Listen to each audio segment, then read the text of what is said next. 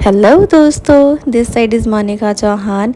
मेरे सभी viewers, new subscribers को बहुत बहुत वेलकम है मेरे चैनल पर। और जो नए हैं प्लीज़ मेरे चैनल को लाइक शेयर एंड सब्सक्राइब ज़रूर करें। तो जैसा कि आप सब देख रहे हैं कि हमारा आज का व्लॉग सोनमर्ग होने वाला है। तो मेरी जर्नी यहाँ से स्टार्ट होती है। एक्चुअली श्रीनगर टू सोनमर्ग या सोनामर्ग लगभग 80 किलोमीटर की डिस्टेंस पर पड़ता है। तो हमने इस रिवर साइड ढाबे पर रुक के थोड़ा सा ब्रेकफास्ट किया।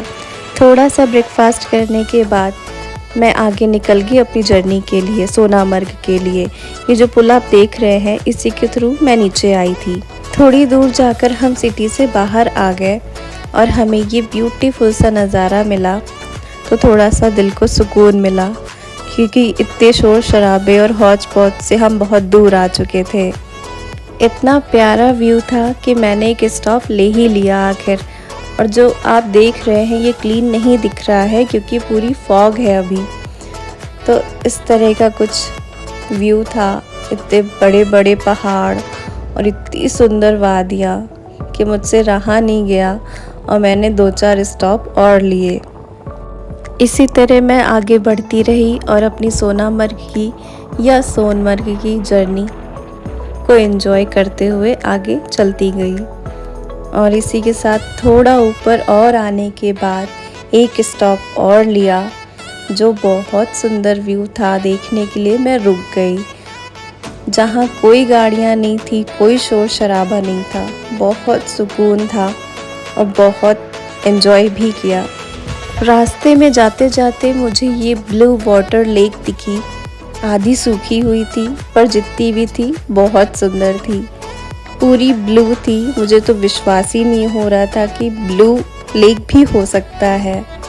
ये बहुत मैजिकल लग रहा था और बहुत सुंदर था।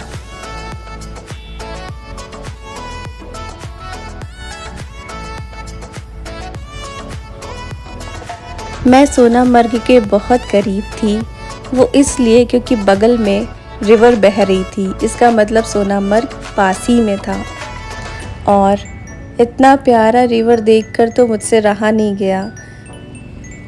साथ ही साथ आर्मी वालों से हाय हेलो करते हुए आखिरकार मैं उस रिवर तक पहुंची गई।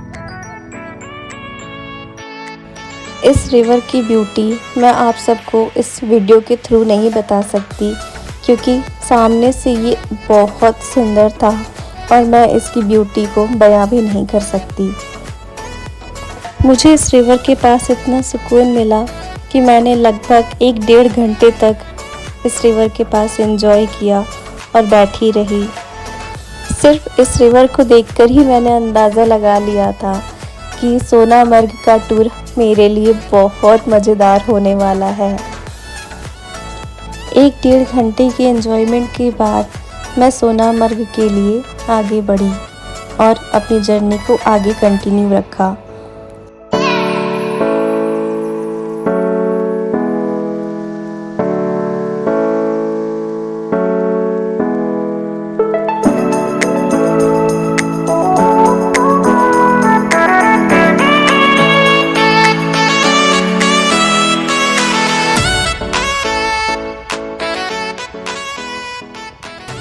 इन पहाड़ियों को देखकर मैं समझ गई थी कि मैं सोनामर्ग के बहुत करीब पहुंच चुकी हूं।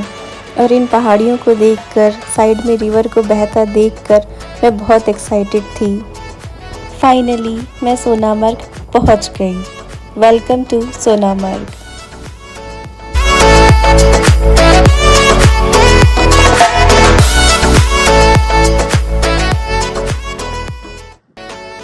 फाइनली 80 किलोमीटर के बाद हम सोनामर्ग पहुंच ही गए।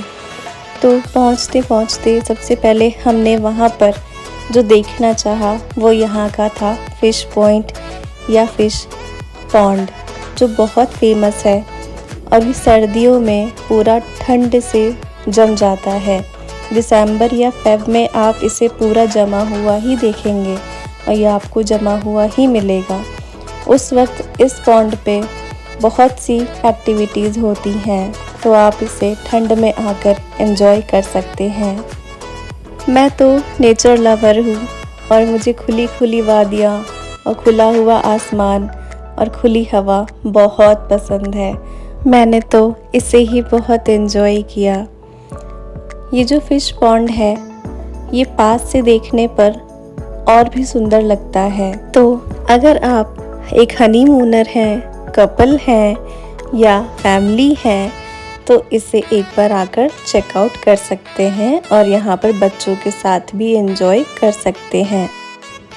एक बात और गाइस, अगर आप बजट फ्रेंडली हैं तो यहाँ पर रूम्स की ज़्यादा एक्सपेक्टेशंस मत करिएगा क्योंकि यहाँ पर ज़्यादा रूम्स अवेलेबल नहीं हैं। सोनामर्ग के लिए 1-2 दिन ही काफ़ी है। इसी के साथ साथ शाम हो गई और मैं अपने रूम पर वापस आ गई। आज की मेरी वीडियो यहीं पर ख़त्म होती है, तो मैं आप लोगों को नेक्स्ट व्लॉग में मिलती हूँ।